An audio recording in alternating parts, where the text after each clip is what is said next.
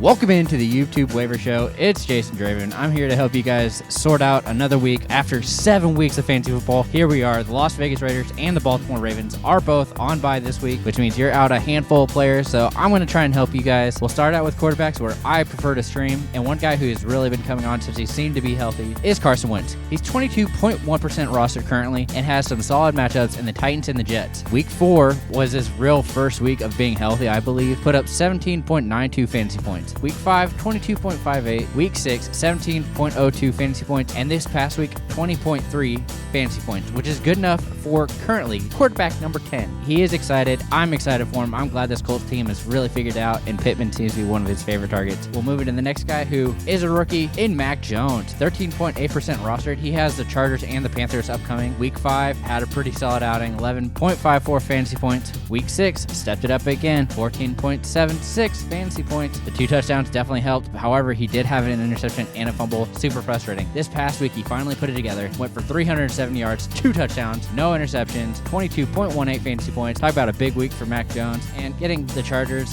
he should be able to move the ball, whether it's rushing up the middle or potentially finding one of his targets, whether it's Hunter Henry, who is definitely in a revenge game narrative there. We'll move into running backs. It's Kenneth Gainwell, 26.3% rostered. He's, again, on this list because Miles Sanders is dealing with an ankle injury. I expect him to have some issues. He has the Lions and Chargers in the upcoming matchups, and he's just so inconsistent, but I really think that with Sanders potentially being out, he's going to be the guy. Week 5, 3.4 fantasy points. Not great. Week 6, 1.1. However, after Sanders went out this past week, 4 carries for 20 yards. Pretty solid there. 4 catches for 41 yards and added a touchdown. Did seem to be put in the doghouse, and Boston Scott got a lot of touches, which makes me a little nervous, but something to keep an eye on. We'll move to the next guy. It's Brandon Bolden, 5.5% rostered. I know. I'm really nervous that Ramondre Stevenson is again being a healthy scratch. It just makes me so worried for Bill and this offense, and even Mack Jones. But they, again, have the Chargers and the Panthers upcoming. Week 5, 2 carries, 25 yards, 4 catches for 6 yards. Not great. 7.1 fantasy points. Week 6, 1.2 fantasy points. However, this past week, with Stevenson being a healthy scratch, he had 6 catches for 79 yards and a touchdown, putting up 19.9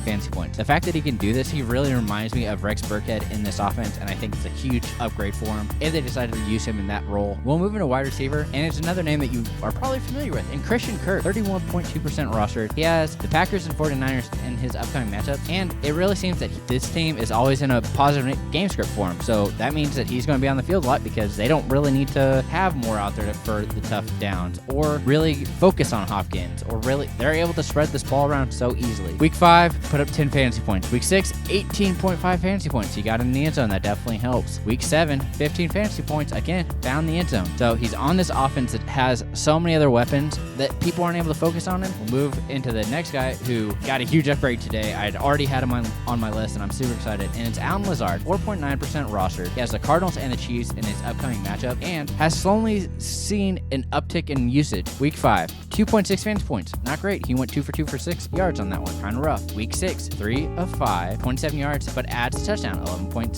fantasy points. Again, this past week, 5 for 6, 60 yards and a touchdown, 17 fantasy points. And Devontae Adams is going to be put on the COVID IR current. We'll see if he can get a negative test, but he needs a negative test tomorrow to be able to have any shot at playing Thursday. With the fact that they're getting the Cardinals, I think Lazard gets a lot of usage. We'll move into tight ends, and it's one of my favorites, and AlieCox, the Big Mac, 13.7% rostered. He has the Titans and Jets upcoming. So far this season, he's actually tight end 15. Week 5, 3 for 4 for 50, 8 fantasy points. Week 6, 1 for 3, 28 yards, but adds a touchdown, 9.8 fantasy points. Again, this past week, it seems to be a recurring pattern here. Week 7, 3 for 3, 25 yards and a touchdown, 11.5 fantasy points. He really seems to be the guy that Wentz is looking for in the end zone, or close enough that he can waltz in. This dude's a big target and can really position his body well. Move to the next guy who you have seen on the list and is coming off of bye, and Pat Furman, 2.7% rostered. He gets the Browns and the Bears upcoming. They are coming off the bye, and since Juju is put on IR, it's a